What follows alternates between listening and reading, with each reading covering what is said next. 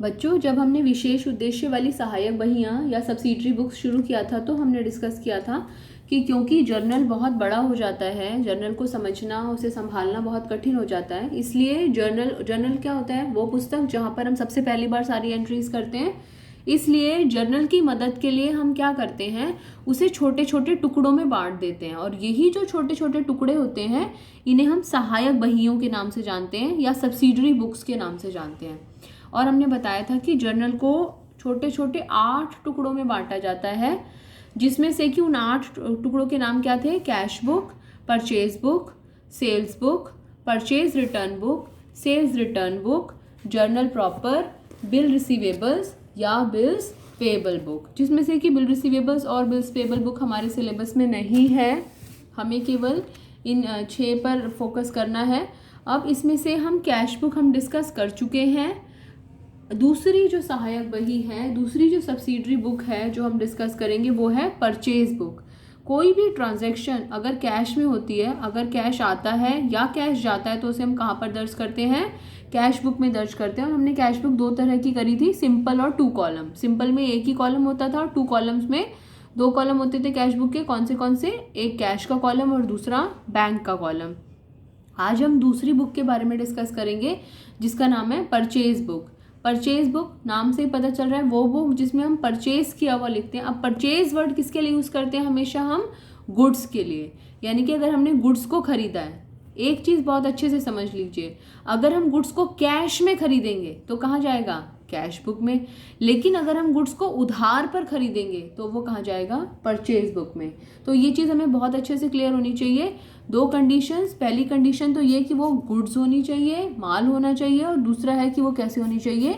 उधार पर होना चाहिए। तो let us start up with the purchase book now. Purchase book के बारे में थोड़ा सा डिटेल डिस्कस करते हैं, वही चीज़ें जो अभी डिस्कस की।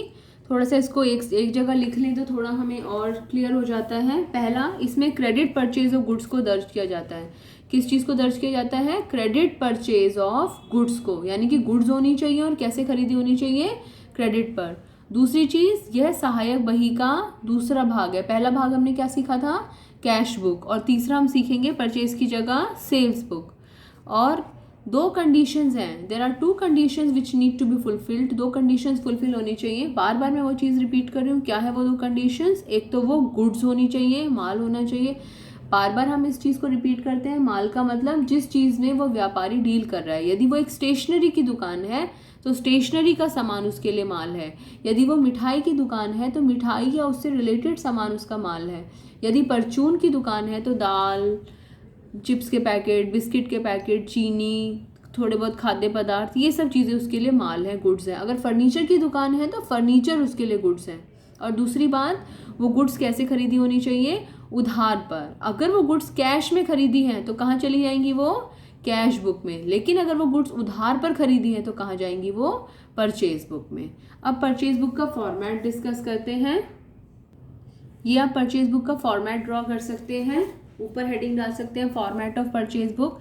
हमने यहाँ पर कुछ कॉलम बनाए हैं। डेट, ये डेट का कॉलम, छोटा कॉलम बनाएगा केवल जिसमें हम डेट लिख सकें। इनवॉइस, इन और वॉइस, VOICE, शायद हो सकता है आपको क्लियर नज़र ना आ रहा हो। वॉइस, इनवॉइस, क्या बोलते हैं इसको? इनवॉइस। इनवॉइस क्या होता है? बिल का नंबर होता है, बिल की एक संख्या होती है। आपने भी देखा होगा कभी आप कोई सामान लेकर आते हैं तो उसके ऊपर बिल का नंबर लिखा हुआ होता है, तो वो बिल का नंबर हम यहाँ पर लिखते हैं, उसको इनवॉइस नंबर कहते हैं। दूसरा है नेम ऑफ सप्लायर, कौन व्यक्ति है जिसने हमें गुड्स सप्लाई करी है, किससे हमने सामान खरीदा है। फिर LF आप सभी लोग जानते हैं, लेजर फोलियोज। फिर डिटेल्स मतलब जानकारी, उससे रिलेटेड जो भी इंफॉर्मेशन है, जो डिटेल्स है हम यहाँ पर नोट करते हैं। एक छोटा सा एग्जाम्पल मैंने आपके लिए लिखा था यहाँ पर, अभी डिस्कस करेंगे उसे। फिर यहाँ पर टोटल, और बहुत बार तो जब तक GST नहीं था तब तक हमारी परचेज बुक जो होती थी वो इतनी ही होती थी। तो अगर पेपर में कोई क्वेश्चन आता है जिसमें GST नहीं है तो हमारा क्वेश्चन यहीं पे ख़त्म हो जाएगा। लेकिन अगर हमारे क्वेश्चन में GST भी है तो उस टोटल के आगे हम परचेजेस का अमाउंट अलग, फिर CGST, SGST और IGST, इस तरीके से अलग अलग कॉलम्स बना सकते हैं। तो कुछ ऐसा बहुत अलग नहीं है, हमें केवल इतना समझना है कि अगर जीएसटी नहीं है तो हमारा सवाल यहीं पे ख़त्म हो जाएगा, यदि जीएसटी है तो हमारे सवाल में ये 2-3 कॉलम्स आगे और बन जाएंगे। तो इस फॉर्मेट को ड्रॉ कर लीजिए, फिर एक एक करके इसको क्वेश्चन को डिस्कस करते हैं। ड्रॉ कर लीजिए वीडियो को पॉज करके। यहाँ पर मैंने एक छोटा सा एग्जाम्पल लिखा है, अगर आप देखेंगे सबसे पहले मैंने सप्लायर का नाम लिखा है, कौन है जिससे हमने माल लिया है, जिसने हमें माल दिया है।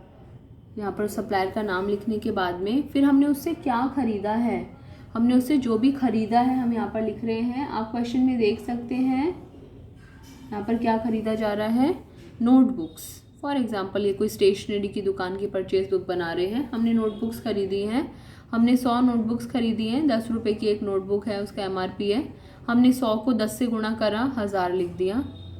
माइनस डिस्काउंट हमेशा घटाया जाएगा, डी से डिस्काउंट, डी से डिडक्ट, डी को डिस्काउंट को हमेशा माइनस करेंगे, तो जो भी अमाउंट आया उसमें सबसे पहले हम डिस्काउंट को माइनस कर देंगे।